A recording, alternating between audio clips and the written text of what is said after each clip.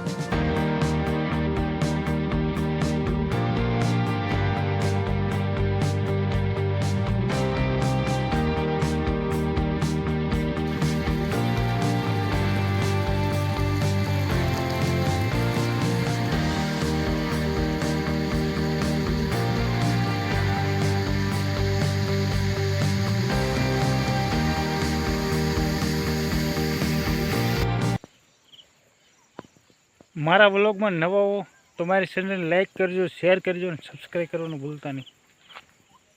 મળીશું નેક્સ્ટ વ્લોગમાં।